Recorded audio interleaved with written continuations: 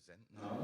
And we are also on a live stream in the metaverse, and that's what we're talking about. So people from all over the world are joining in, and that's maybe one of the topics. The name of our panel is Movie Goes Meta, Movies Go Meta, producing, financing, distributing in digital spaces. And the host, moderator of this group is Marcus Popescu. He's a distributor, producer, writer, and he's guiding us through this chat and introducing the panelists. Thank you, and enjoy.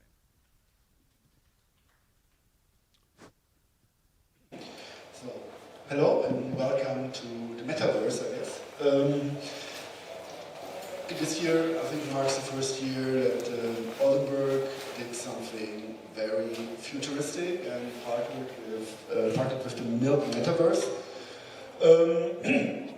And we are here to discuss pretty much everything that involves the Metaverse in connection with movies, with producing, with financing, with how the future of this technology and how the future of our filmmaking is going to be for some of us, I guess.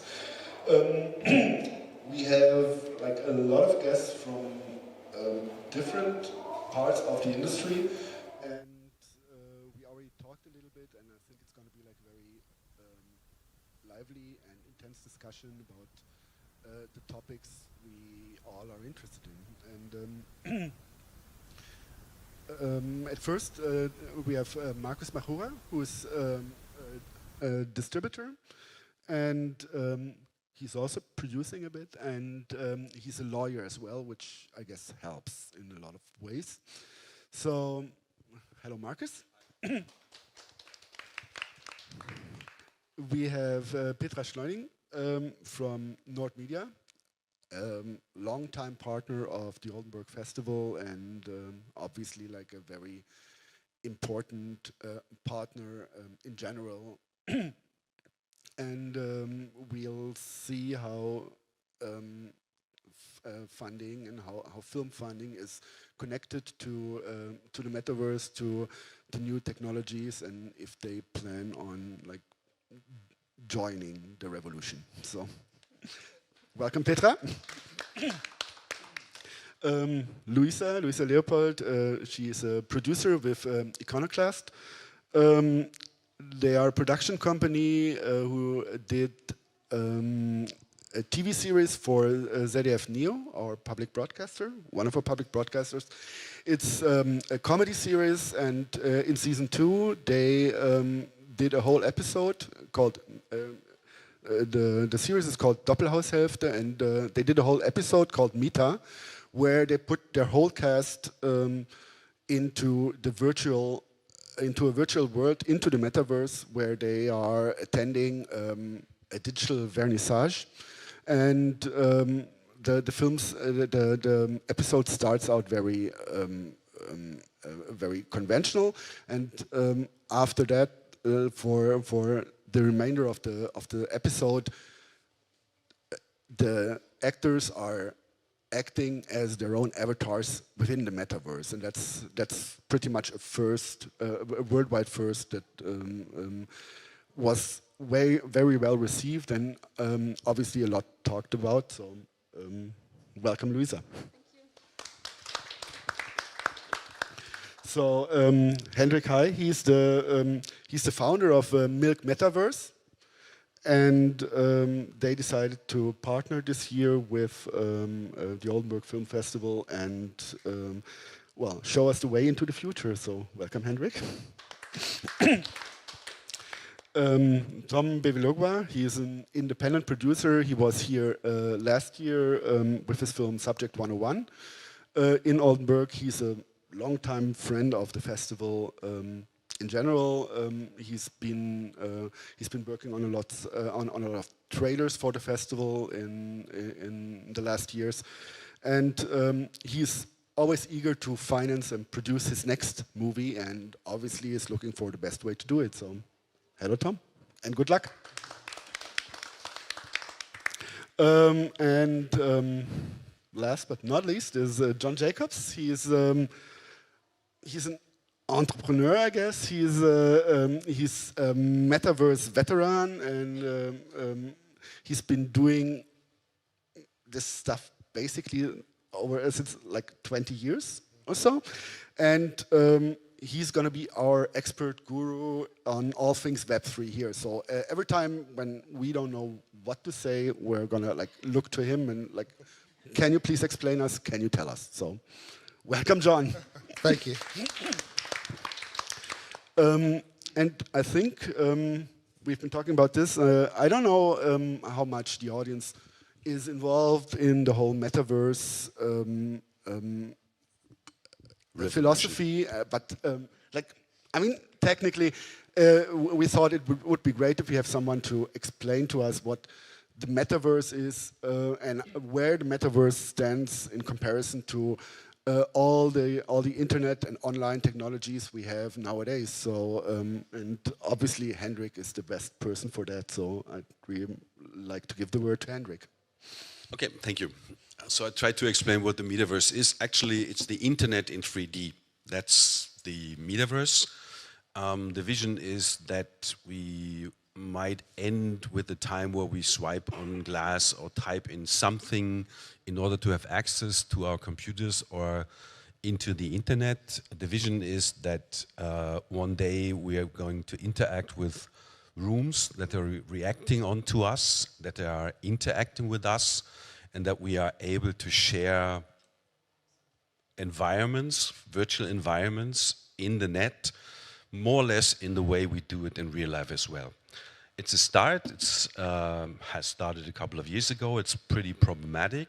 If you already went into one of those existing metaverse platforms, I think there are 14 right now, operative platforms, you might discover that the quality of graphic is not that great. It's a little stiff, it doesn't work well, and so on and so on.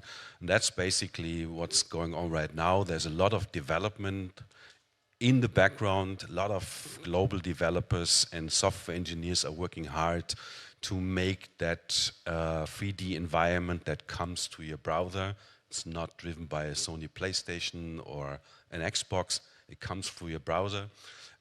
That it becomes more photorealistic, that more experience are going to be incorporated, and so on and so on. That's the metaverse. And now you have different expressions of several companies who are trying to find a way of what is the advantage for the users. And the MIG platform has decided already a couple of years ago that it would, out of our perspective, maybe a good idea to create a content platform, basically an open infrastructure where more or less anyone who belongs to the professional media industry is able to express himself and interact directly with the user. My background is TV, of course, but we expanded the whole infrastructure into music, art, publishing, and game as well. So it's basically a marketplace where anyone who belongs to part of those industries is able to do something. And we are more or less the technical landlords. We make sure that the platform is running, that the new features are going to be integrated, but we're not interacting directly with the participants, with the members. They can do whatever they want as long as we think that it has a value for the user, because this is what it's all about. We did a couple of experiments. So development years was actually 2021. We released the first version of our metaverse already in November 21. It wasn't that great, so we throw that away and developed a new platform based on Unreal Engine 5, which is a strong graphic tool. It now looks better and it works better. So 22 was the kind of development year. 23 we started slowly to onboard projects. We did the first film festival in March this year, the Alpha Film Festival. It was our film festival actually just to showcase what can be done. It was actually pretty interesting. We didn't have many users because metaverses don't have that much users, but we had a lot of attention globally. was something like 450 million article impressions globally, and received a lot of feedback from other film festivals. Even the Oscars came by and asked whether we can do something. And of course we met Thorsten through that, the Oldenburg Film Festival, and he was brave enough to jump into that adventure right away. So we spent the last half year in working on the expression of how the Oldenburg Film Festival could look like in the metaverse. What we have done is we have recreated part of the old town of Oldenburg, we have recreated the festival building, and we have integrated a couple of interactive surfaces, some movies, some trailers, and so on and so on. What we are doing right now is going to be streamed into the metaverse, so the users that might are watching us right now, they see the festival building and they see a big screen. They're sitting as an audience, as avatars maybe, and they're watching what we're doing here right now. The vision is become a fruitful marketplace for any content provider, and change a couple of rules in the industry, especially give the producer, the content creator, more power, way more power than he has right now, and try to find a bridge direct to the user, that he really can interact with the user, because this is his audience anyway. Everything we do as content producers is for the audience, and we said through technology it might be possible that we cut off a lot of really pain points of the industry in order to provide creators or creatives with more opportunities, of course, with the opportunity to make more money. That's basically an explanation. Which is a lot to take in, I guess, for people who are not as familiar with the metaverse. I think before we dive into the whole possibilities this technology could offer us, I would actually like to talk to Luisa a little bit, because you did a very traditional. You're producing a very traditional series, comedy series for ZDF Neo, and you decided in the second season to go full metaverse in a way that it's like still technically a conventional series, in a conventional episode format, but you decided to spend pretty much 90% of the time of the episode with the actors in the metaverse, meaning they are not themselves anymore. They are embodied by avatars and have their adventures there. How did this idea like land with let's say with ZDF, and did they support you in like doing this? And were they kind of concerned, obviously, maybe that that the audience would not understand what's going on, or was it like never an issue? No, no. Our commissioning editor, she was, or both of them, they were like very fascinated and very interested, and so no, it was very kind of easygoing, and yeah, to like test it out, how it would work and how the audience would like it, and there's some different like opinions about it, I guess. So, but it's kind of a super typical episode for the sitcom. So it's very much Doppelhaushälfte. We kind of explore the whole virtual world with the characters, and the story we tell in the episode is very very typical. So the audience knows our characters, and that's how they can follow and dive in the virtual reality. And this is very kind of one very special and interesting fact, I would say.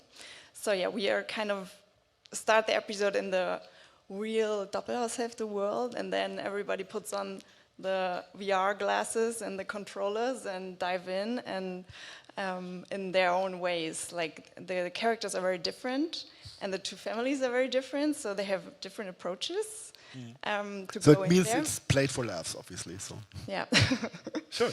And why they're there, it's an art show from the brother of one character. She's called Marie, and the brother is called Brian.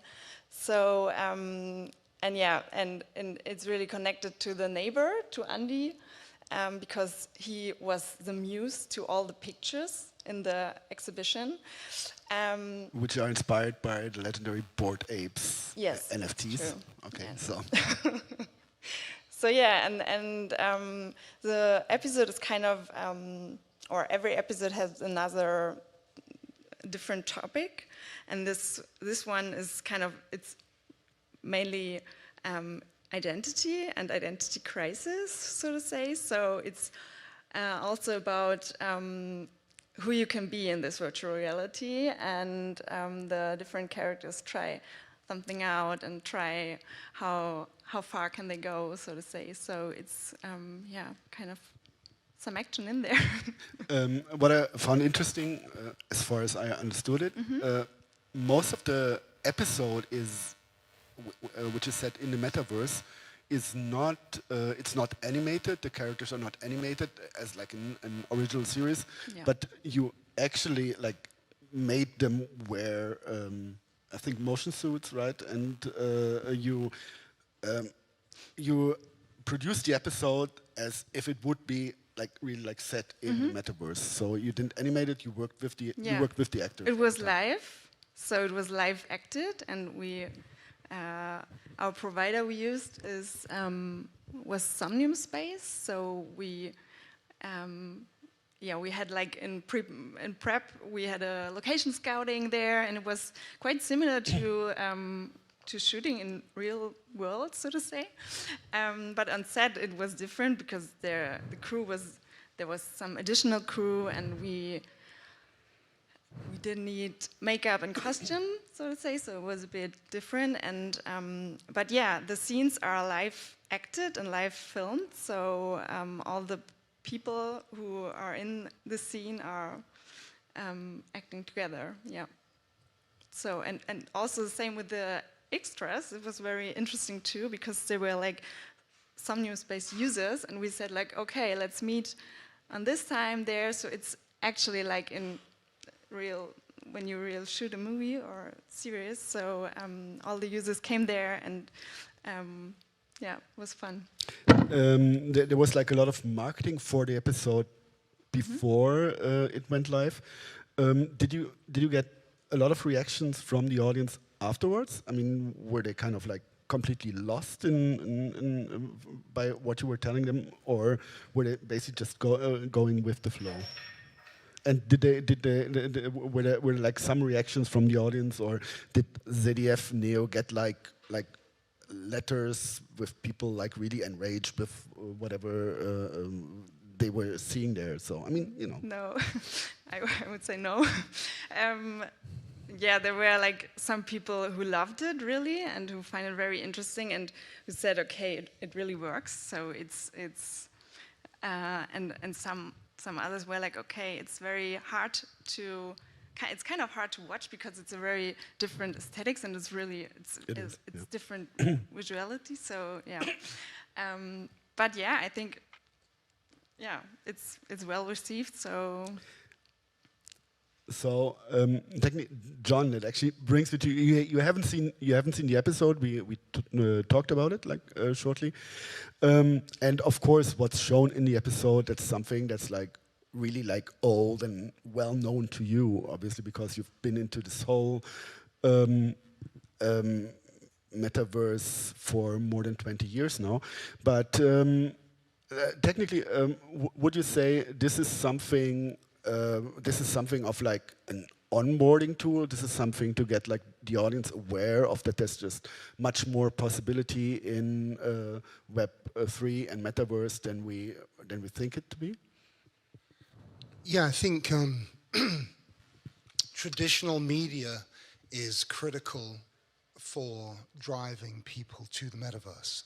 And for example, what I'm understanding from your show, what she did 10 years ago, 15 years ago, people would not have related to hardly at all. But today, because so many people have spent time dabbling in the metaverse and have actually experienced being an avatar, they could actually relate to the avatars. And that's, you know, that's a very interesting phenomena, that you can identify emotionally, you can become engaged with an avatar, just like you can get engaged with, you know, anime, right, or any cartoon character, but as opposed to it being a drawn character and a fictional character, you know that this is actually, you know, there is a real person behind it. So it's a very interesting phenomenon. I mean, you know, you could definitely have a hit series today if it was the right storyline. But I think in general, for example, Apple have just financed Martin Scorsese's new movie, right? $300 million. Why is a tech company financing movies?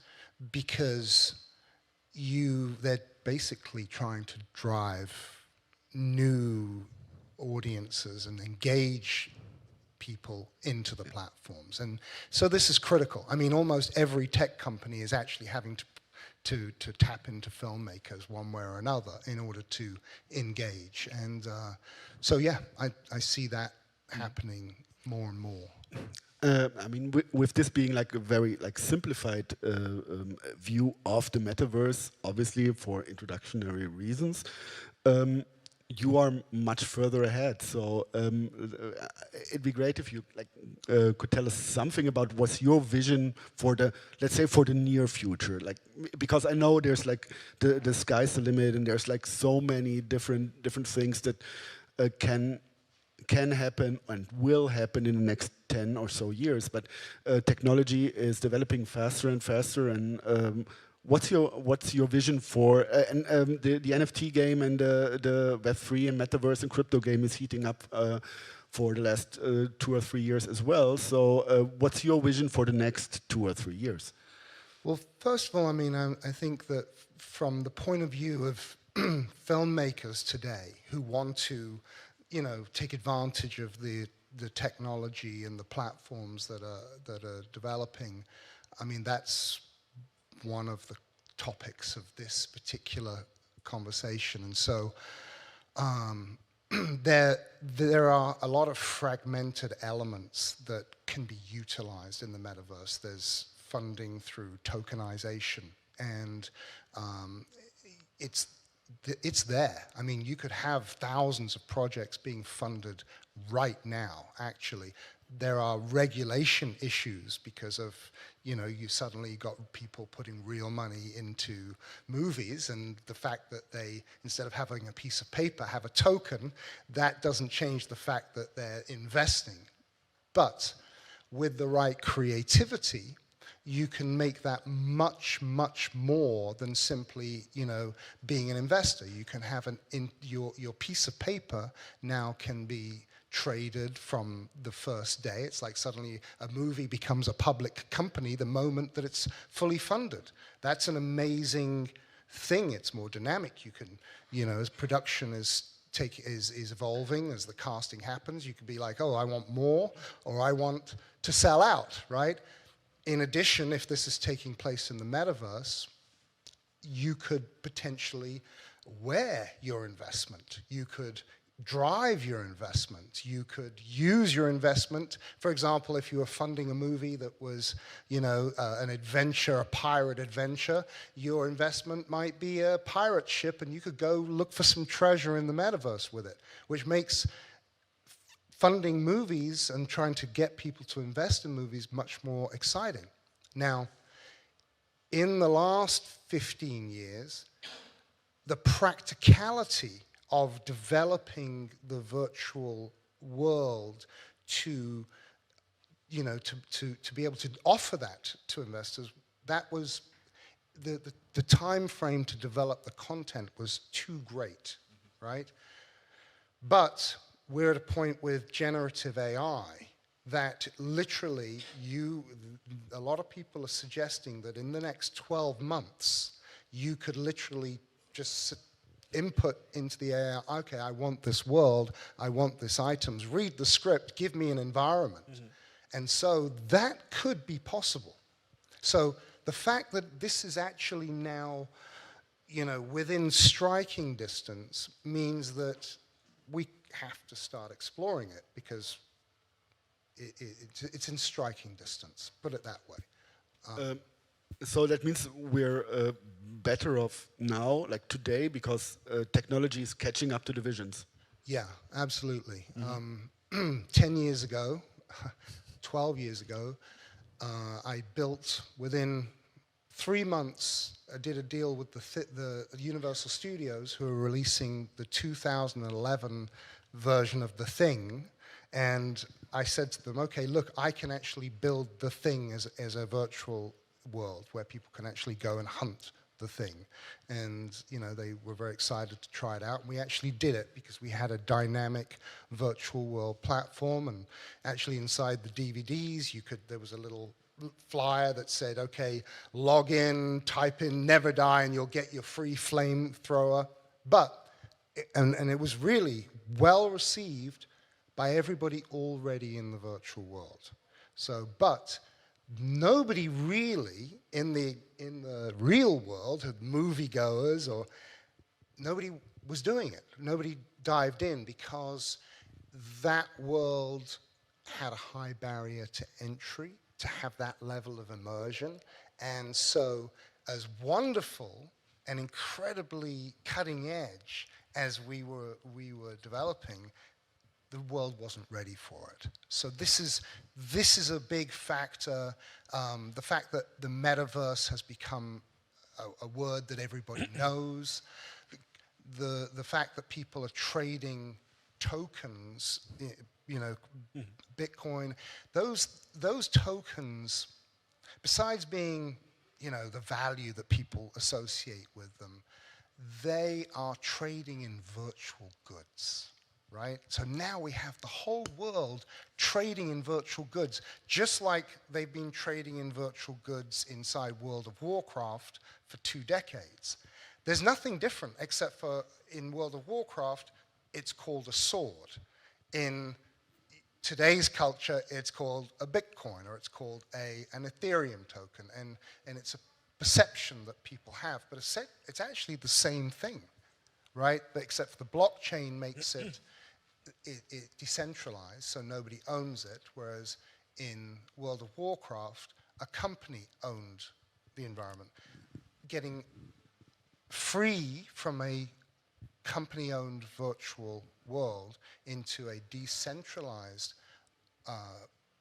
world where you can trade virtual goods is what makes it now possible for this next wave to occur. And we're at a point where everything that we need exists to kind of do anything. Yeah. We just have to do it. Yeah, I mean, and younger generations exist mainly online at the moment, and I think even before the pandemic, things went much more digital already. But with the younger generation having a digital identity that is almost as important, if not more important to them as their real-life identity, I think things are starting to change, and things are starting to, and we are starting to look at things with different eyes as well.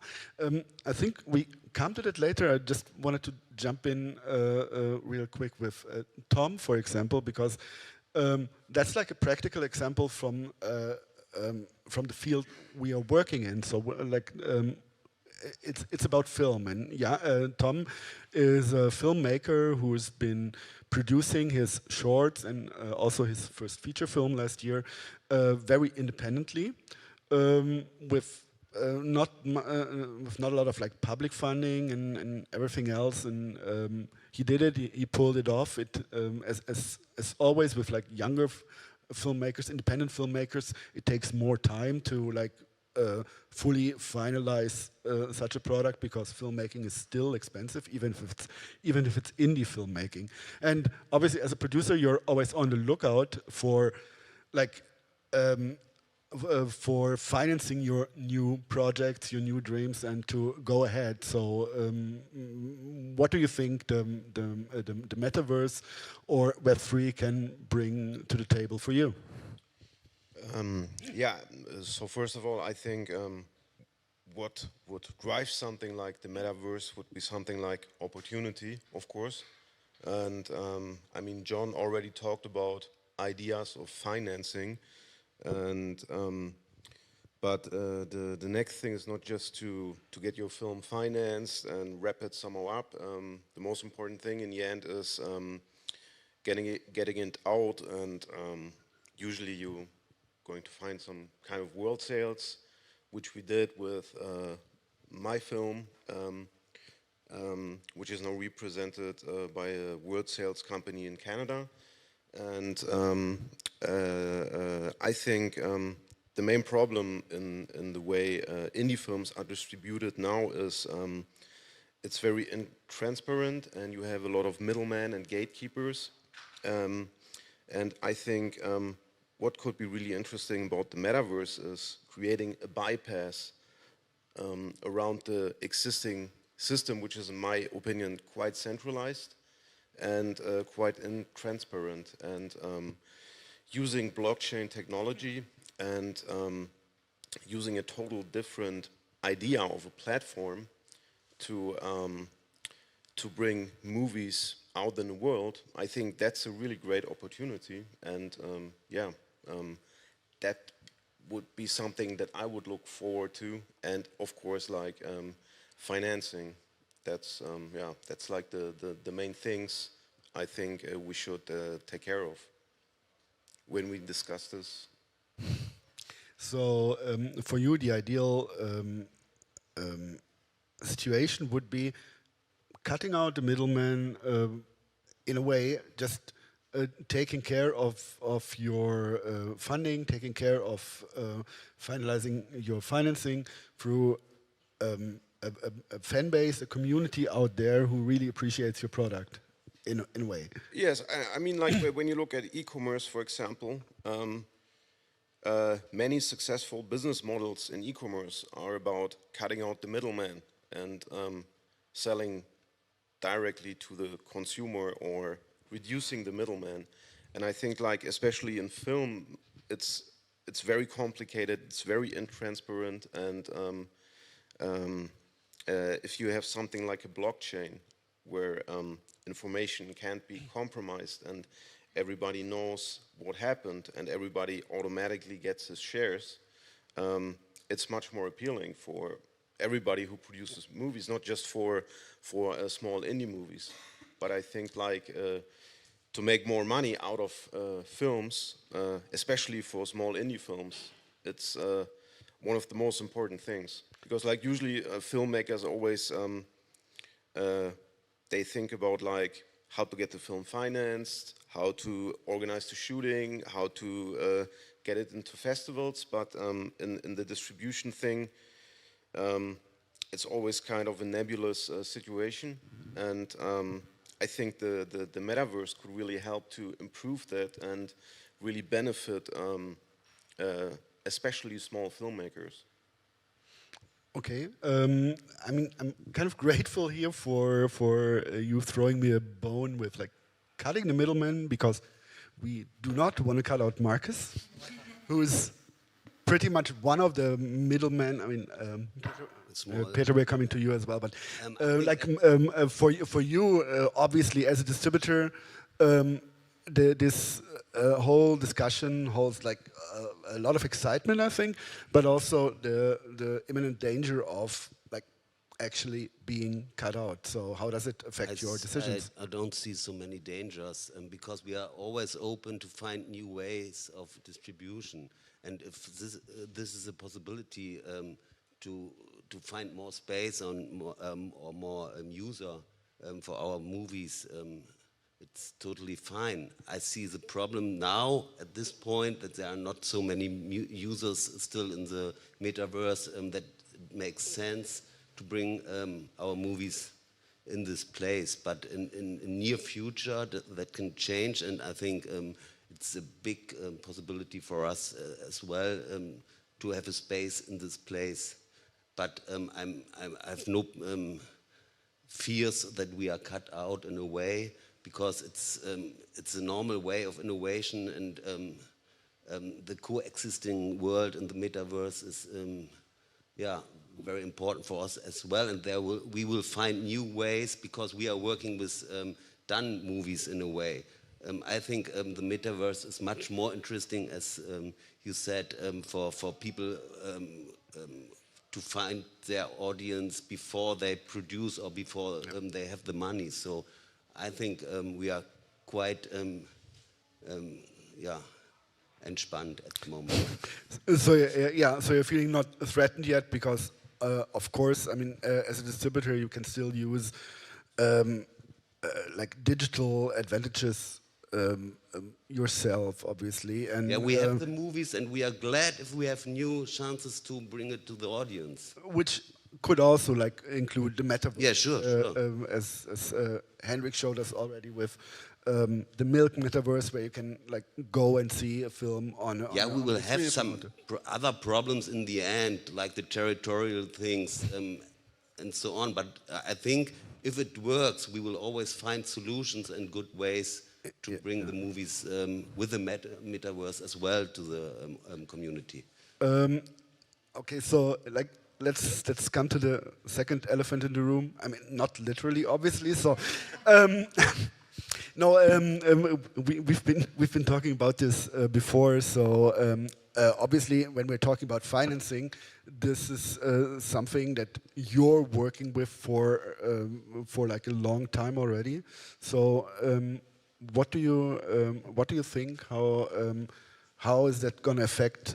How is the progress of the metaverse, the progress of independent financing through Web3, affecting what you are doing, or affecting what you might be doing in the future as someone who is like very involved in making films a reality, in funding films? Yes, thank you. I don't think we will be cut out. Just the same like the distributors. There will be a need for public funding. There will be a need for curation that is connected with it.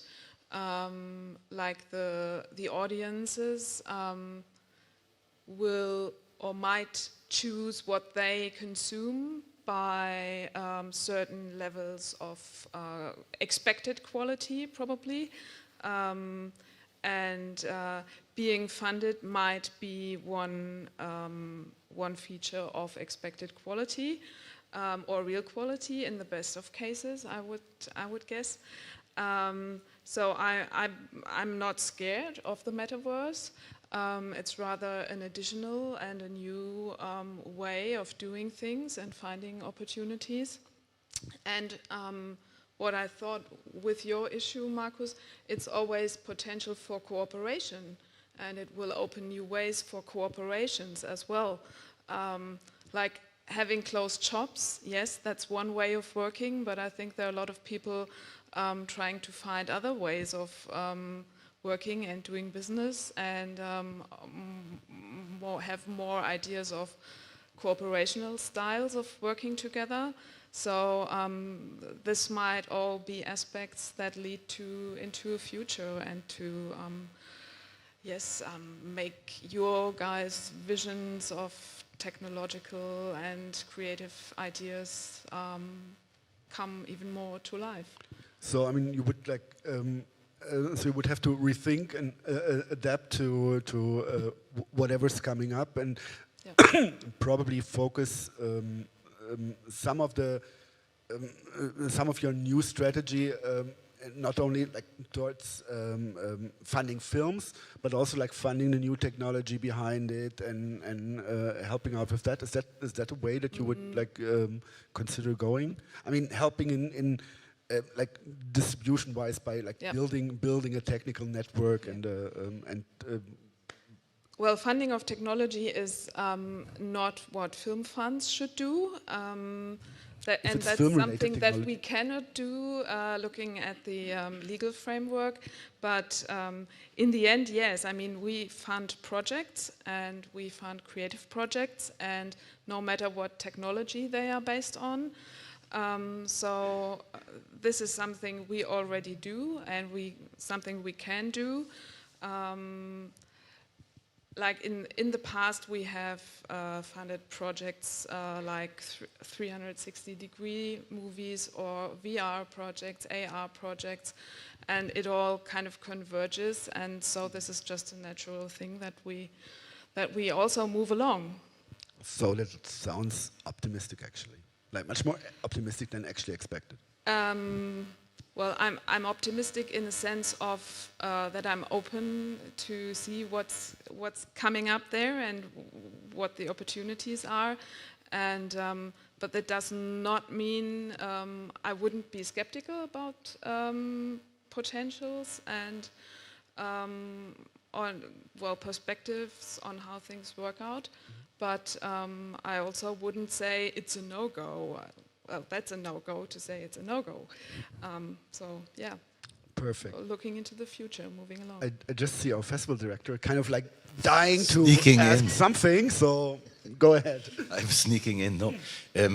You know, I'm the one-note guy here in this round, but it's maybe an interesting point because we're talking about the traditional industry, filmmaking, from producing, doing a film to distributing it and to bring it to people.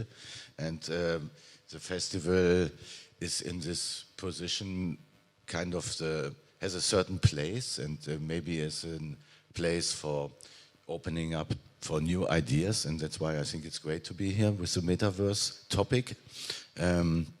We are a very traditional festival by believing that the art of cinema is an art that needs people together to get the same experience on a big screen in a dark room. But the ideas of how we see that the distribution ways and channels are getting lost, the variety is getting lost. There's a few corporations that are controlling everything, and the idea of having an exit into a different way of producing films must also mean a different way of distributing films. And as far as we know as a festival, and the producers know, there is no foundation for agreements between producers and distributors about how to treat the digital space in showing films. For us, it's a main topic to define the premiere status of a film. And every film has one world premiere to give away and one international premiere to give away, and in every territory a premiere to give away, which has a certain importance for the funding, for the producers. And in the pandemic we learned that it's a huge gray zone. There is no one who's stepping up and saying this has to be defined like we know it from the normal world. And I've been talking to the FIAP, which is this Fédération Internationale, what is the rest of the letters, Producteur de Film, and they don't set up rules, but they are like the table manners for handling this. They set this up, and they said it's interesting because 40 years ago we set up the rules before we knew there's a digital space, and now we don't know how to handle it. Everyone is afraid of presenting a film in a digital space. The metaverse is supposed to be worldwide. That's the whole idea, and we do premieres here in the festival in Oldenburg or in Cannes or whatever, where in a venue are people from 50 different countries watching the film. But it's still only the German premiere that has been taking place, or the French premiere in Cannes. And in the digital room, there's no definition for this. And I think this is a main topic to be able to open up and to allow independent cinema to be produced and presented through a digital space. We've been talking about it, and it was like, okay, if you connect your screening, we create a virtual cinema with 200 seats, not more, and you connect it to an in real life screening, and there are people from 20 countries joining in, watching the film 24 hours, it's shut down.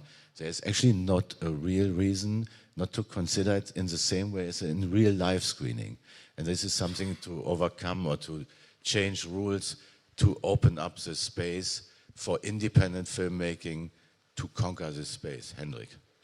Yeah, but very important is to get a little bit less intellectual, a little bit less problem orientated, and a little less German. It's really, really I'm very German or what? It's really a sandbox. It's a fun place, and if I would be at the beginning of my career, I really would sell a kidney just to be part of that. You can do whatever you want. Nobody is telling you what you have to do. Everything is open. It's risky, not really risky. You might lose some time in the metaverse. You might fail with your idea. You might get frustrated because your idea is not that good as you thought so, because you get feedback from the audience right away. Yeah, but it's always, it's very important to just do it, use it, go there, try everything out. There are some tools we have heard about. The opportunity of financing through NFTs. There has been already movies that has been financed through NFTs, so it works. Yeah, it's a mechanism. It's nothing very complicated, so you can try this. You can produce movies that are related to metaverses, take the metaverse as a story that has an influence on our society. I can recommend one episode of the series called The Good Fight. It's a law series from the US. The first episode of the last season is brilliant. They used something out of metaverse as well. So basically there are many, many opportunities to play with that new tool, with that new toy. And I would really suggest go for it. And it doesn't matter whether you're a musician and right now you're in an industry where everybody is blocking you. Yeah, nobody sees your talent. You have no stages where you can go. You have a stage in the metaverse. Nobody blocks you. If you're a young filmmaker, everybody knows the procedure of getting attention somehow, getting at least some money. No one is there who's stopping you in promoting what you love. If you are a publisher, if you're a writer, yeah, you see the publishing industry that really is collapsing. Yeah? There are ways of publishing in the metaverse directly with the user. Artists, free art galleries. We have one free art gallery. Any artist can exhibit there if he wants. Yeah? But what he has to do is he has to fight for the intention of its user directly, and this is what it's all about. And it's possible. And it's about to overcome the vision and to bring something into reality, if we want to talk about independent film. John, you've been but there are doing independent films that already has been financed through those mechanisms. I'm just fighting for my German vision, you know. I think it's honestly important, and I've been dealing with this for 3 years in the pandemic, and we've been talking to Petra with the funding. There are many rules connected to it, and even if we are a festival that says rules are for dogs, we know we have to treat the films that we want to present and find a way to be able to present them. I think there's a chance to open up some gates to change something. Yeah, but here's another thing. The Oldenburg Film Festival is the first global film festival in the metaverse. Yeah? It's the first. Yeah? What we did was ours. It was a platform festival. It was a promotion, a showcase of how those things could be done. But yeah, you will receive a global attention, and suddenly everybody in the industry knows the Oldenburg Film Festival. That's cool. Be it first. And Oldenburg looks good. And yeah, the new build Oldenburg looks really nice. Yeah, Markus. No, I mean, I still think there's like a possibility of coexistence between like the physical world of film and the digital world. And it basically depends on how festivals look at films, how certain rules are treating films as well. I mean, we had the same problem a few years ago with Netflix. Netflix was like really the pariah at like all the festivals, because no one wanted to play their films, because their films obviously for streaming and for streaming platforms. But they're still like, I mean, you can still like, you know, manage a world premiere or a European premiere, German premiere, and whatever, and still make it worth. I mean, it's a question of timing as well. So.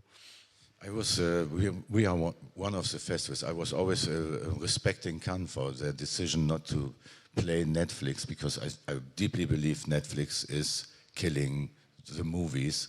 And I was always saying I'm stepping in, and we also don't play Netflix. But Netflix never offered us $100,000 to play a movie or something like this. But this is something I totally believe in. What we are talking about now is different ways of creating something and saving a variety of cinema. And John has been going through this for a while. Well, I mean, I think the complementary metaverse premiere, Oldenburg premiere, is a totally viable scenario. I mean, definitely, you know, I can't get excited about having a world premiere online. You know, that's not exciting to me. It's not an event. It's your baby. You give birth to your baby. You have to be there, yeah. But, for example, we're here, right? And if concurrently the people that, you know, couldn't afford a plane ticket and, you know, or didn't have time, could attend the Oldenburg premiere in an exciting, you know, virtual environment, and, you know, encounter other people as avatars and experience the thrill of the premiere, and potentially even have a window into the, you know, the real one, that's great. I mean, that just gives us the ability to invite a few more people to the screening and get more feedback. And I don't think that, you know, if it's protected properly, digitally, you know, it doesn't mean that suddenly the film is available around the world. And one of the keys to success in virtual worlds is scarcity, right? So if you want to have a value of something, you can't make it mass producible. So one of the problems, let's say, with Second Life, why its economy could not go exponential, is because anybody could wave a magic wand and create, you know, 1 million copies of something. Whereas in MMOs, the economy of MMOs, scarcity was built into every item. And so scarcity of seats at a metaverse premiere is very key, and that's, you know, that's your 200 seats, and that's what it is. And then or it could be 1,000 seats, right? Because, hey, I mean, you've got a global audience, but still it's defined by that. And then it's still an event. So I think there's a great deal of value in having a metaverse premiere, and that film festivals coming to an agreement on territorially what that means, so that it doesn't infringe upon exploitation of rights in different countries.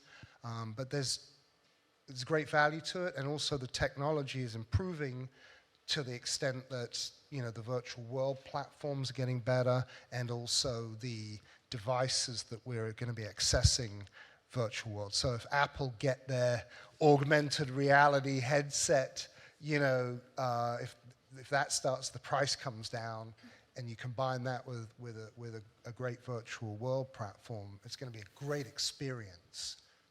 So, yeah.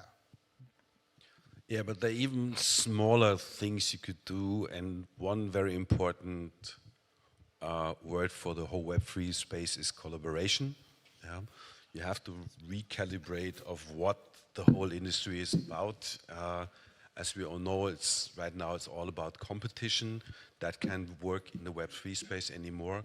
And one practical example, and we're working on that, is actually that we're talking to independent filmmakers globally and invite them to run their own TV station. Yeah? Basically, all they have to do is provide the library. There's a top marketing infrastructure on that channel, so we make sure that advertisers have enough space to fill in the gaps between the movies, and as the whole thing is pretty much transparent, any movie maker is going to be paid by the traffic his movie did. But there's no organization, there's no program director, there's no building like ProSieben or RTL anymore. It's just the platform, and everybody feeds in his content, and maybe a bunch of independent filmmakers that are more specialized on drama formulate the drama channel. The otherwise formulating the horror channel. The others are formulating the whatever channel. Yeah. So I would really, really think about practically what can be done now. Yeah. Of course, it's great to have a big premiere in the Metaverse one day. Yeah. Or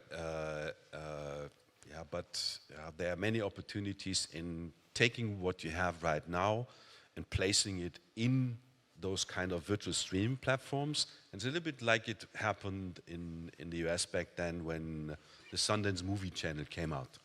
Yeah, it was a success. There was a bunch of independent movies as an alternative to the standard US program, and it was a success. But basically, we can virtualize that with low cost. Actually, it's no cost. Well, these channels all exist right now. I mean, there are a lot of streaming channels, horror channels. You can create your own streaming platform on Vimeo and many others.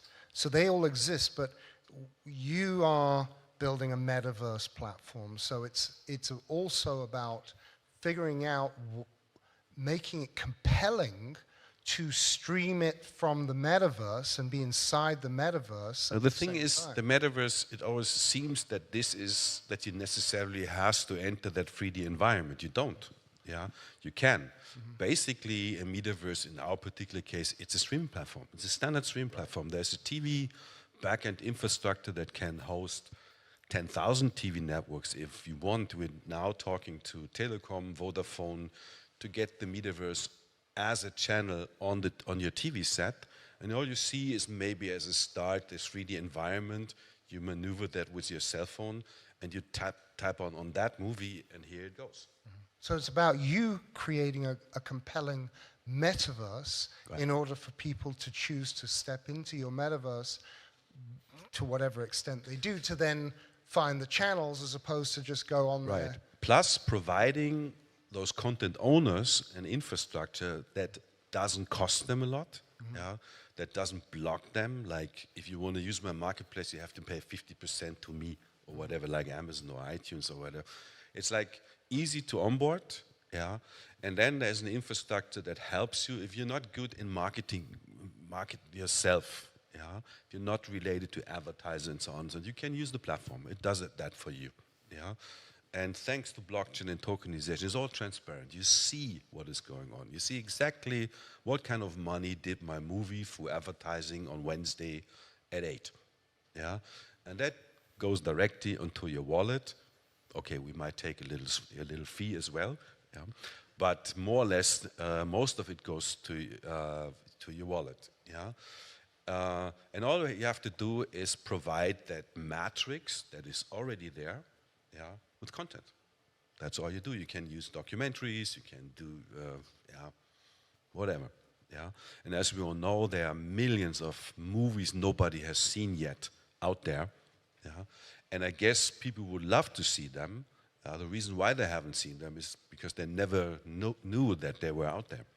Well, the problem is the moment you've got 1 million movies, then suddenly nobody knows what to watch, and then it takes actual traditional marketing strategies inside. But that's a luxury problem.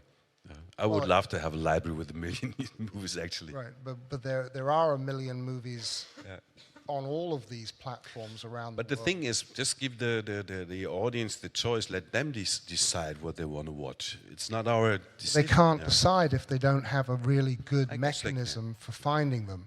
You have to have engaging, fun, equitable methods to discover movies in these environments. You have to create fun ways for people to discover movies. If you do, inside these environments, create a new fun way for people to discover movies, then you're actually going to attract users to the new platform.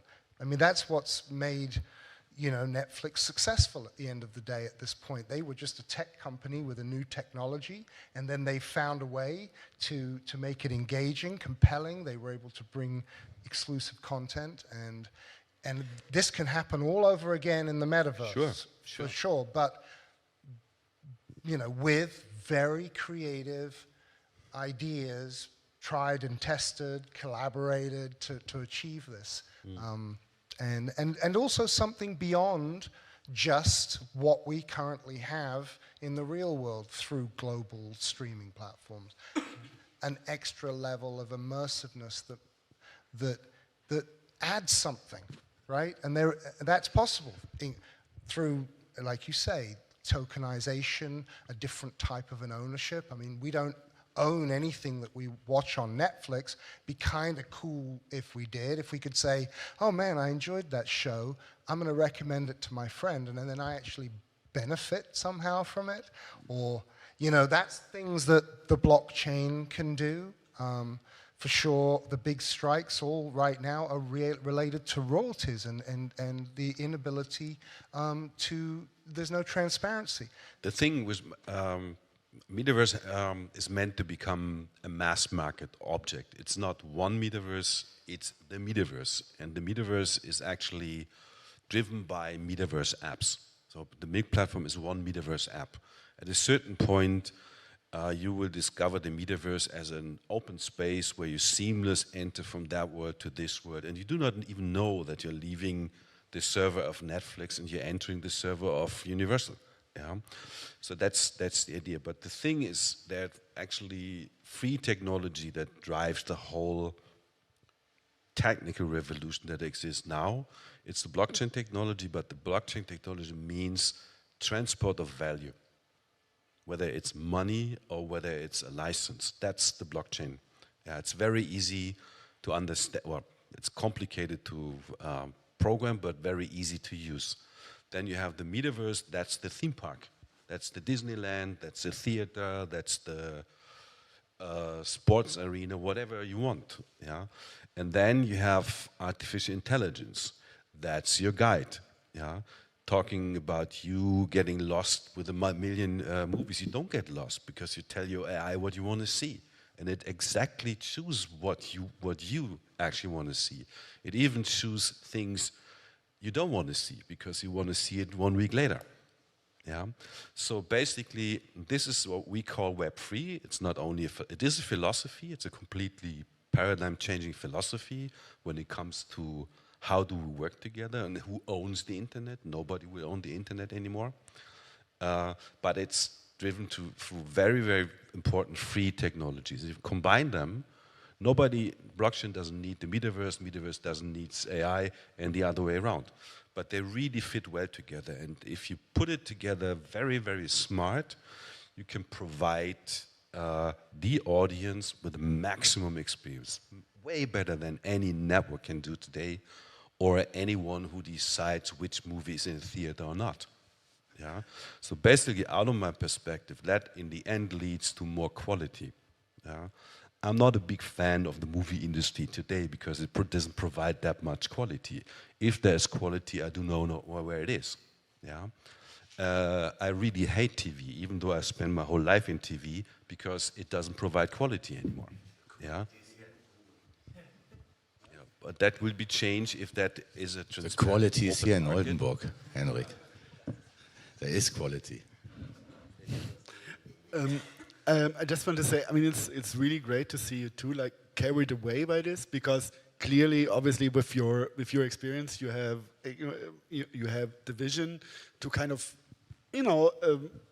see more clearly what's ahead. And I think that's like a main roadblock at the moment, that for an audience, that the powers of imaginations are different for each and every one. So some people might see how things like this work in the near future. Some might require a little bit more suspension of disbelief, just because they think like, okay, I just rarely figured out how my microwave worked, So, and I think with technology getting easier nowadays, getting more integrated into like our everyday life, things will come together more quickly. People will get more used to it, and that kind of like will lead people to adapt more quickly to like new technologies and new things, especially with a topic like this where really the possibilities are endless, as you showed us. And I mean, and we only touch the surface at the moment, especially, I mean, right now we're only talking about films, and there's like so many different, so many more things that Web3 and the metaverse and crypto can do for us. So, I mean, I was just looking at at my watch, and we're like running a little bit late already, so it's probably I would like to involve the audience a little bit more. If there is like a question, or is there something that someone would like to know about the metaverse? I mean, here you're experts, and even if you just need like a simple explanation, like what the hell is that Web3 they're talking about? Just just don't be afraid to ask. So I don't know. Are there any questions? There you go. Thorsten, can you just... The art world seems to have been able to monetize the Web3 universe, and I'm curious why it's so challenging for the film world. Like the art world just slammed it, and yet film has not. But to be honest, I mean, probably that's something for John to answer as well. I just want to like chip in and say, like, obviously, art is a shorter format technically than a film. I mean, for a film, you need time to to watch it. You need to kind of like immerse yourself a little bit more into this whole idea and into the story. Whereas with art can do different things. Art can basically be like a pretty picture on your wall. It can also be like your profile picture, which especially in Web3 is basically your digital identity and carries more and more weight the last years now, because people look at it like differently and look at those things differently. So people embrace art, like as in like classical art form. They're way more ready for that. That's not the reason. The reason is that artists are more open to use that new space because they were suffering from the market, the art market globally. Hard to have access. Who is an artist? Who decides who an artist is? Yeah, that's a very strong barrier. You need to have middlemen over and over, supporters, and so on and so on. Of course, they took that marketplace because it was open. Yeah, and suddenly there's 12 years old girl receive 500 million for a drawing she did. Why not? Yeah. The problem with the film industry is that it's kind of slow.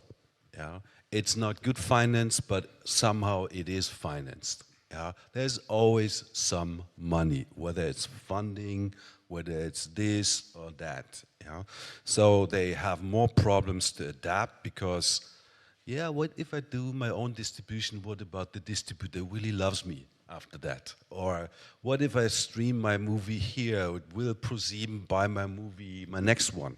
So many fears of that kind of word that is very, very conventional, that they do not want to adapt that fast. Mm-hmm. That's not an issue for the artist. The format is not a problem at all.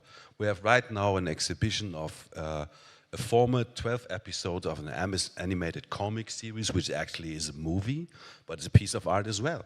That comes along with the game, with a kind of a NFT infrastructure called Media Nights. You gotta have what's that? Yeah, what you do, you go to the art gallery and you see 6-minute episodes of an animated comic. Yeah, that's a movie and art. So, no, I don't think that the problem is the format. It's the kind of... Yeah, I mean to be fair, probably art has like art is much quicker to adapt to like sudden changes in the market and to the development of the market, because obviously like They have more hunger, they need to pay their rent. Yes. A little more desperately. And also, as you said, like producing a film requires a lot of time, a lot of manpower, a lot of money. So obviously, there's just like fewer things that you can do with that. So, Tom, you just Yeah, I also just think it's a rights issue because when I paint a picture, I own the rights and I can publish it. But if I produce a film, I got a chain of title. So there's a writer, there's a DP, there's like all the co-producers. So there's a whole chain of licensing issues, and I can just take it and smash it somewhere in the web. So I think that's also a big reason why film is way more stiff in that regard, because it's always a very complicated construct of different interests and investments and rights that have to be respected. So I think basically it's impossible to compare a picture that is drawn by a single artist with a film. I think that's doesn't make much sense to compare these two things because it's just like the whole thing is completely different when it comes to rights. Okay. So, I mean, I would be funding movies left, right, and center. I mean, whatever, tiny investments, or I would be raising money right now if there was a really good novel way that gave value to the investors. I would do it now, and it's 1,000% doable. I just haven't come up with something that I like and want to go and promote and take people's money. So I just haven't come up with it quite yet, but it's doable for sure. And then you create whatever the marketplace for it and the delivery systems, and I think there's great ways to engage the financiers in royalties and etc. But it's just getting your head around the right way. Like I love one of the things that was so cool on OpenSea, where you would buy you create an NFT, and then you sell your 10,000 of them, and then you would sometimes have collect a royalty. Just to explain, OpenSea is a Web3 market platform. So. Right, for digital art and exactly. You know, sometimes videos. Not feature films right now, but so the creator would be able to sell all of the 10,000 shares, for example, and then they would actually be able to have a royalty on the secondary market. So whatever, 5%, 2%, and so actually the healthy secondary market in that art provides a long-term income for the creator. Yeah. Models like that could be used for film, which are really interesting, or models where you buy a piece of a film and then you sell it on, and the filmmaker can collect a royalty from you selling it on, but the initial investor can actually get their royalty from passing it on somehow. These things are all possible.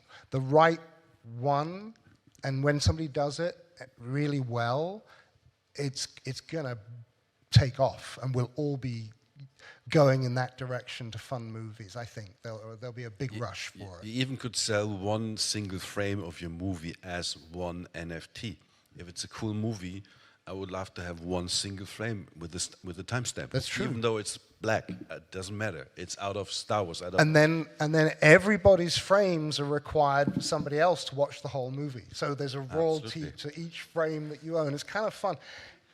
Once somebody comes up with a really good method, and it could be, and if it was in your world, for example, and you were offering this wonderful turnkey solution, then everybody would converge on your platform to make their movies. And it's doable. Just gotta have that, Brainwave is not actually that expensive. And we haven't talked about completely new formats.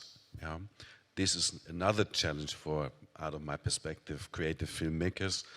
Formats in the third dimension might be completely different than anything we know right now. Right now, we are somehow stuck in a linear production. It doesn't work the other way. If you're thinking about producing something in the third dimension on several layers, yeah, your movie will start on a Wednesday, but it ends 2 weeks later, because so many things are happening, maybe in other locations / other metaverse apps.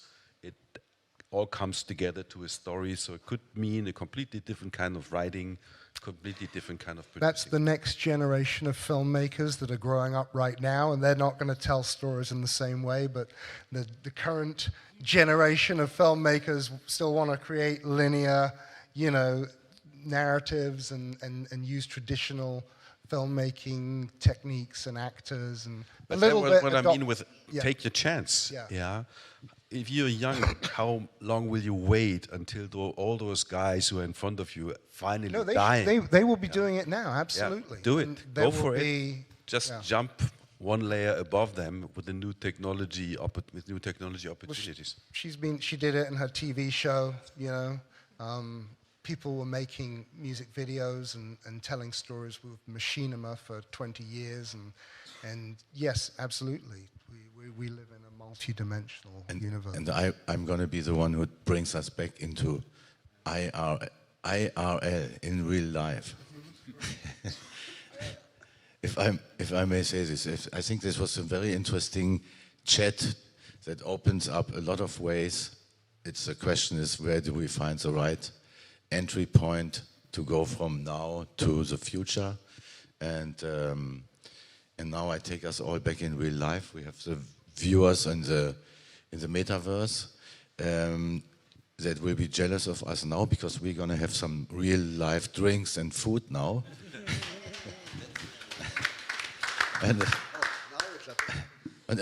Can I take your job, Markus? I want to thank you for being here, and thank you for being here, and thank, of course, all the metaverse audience for being here or there, and I'm looking forward to see what happens. Thank you.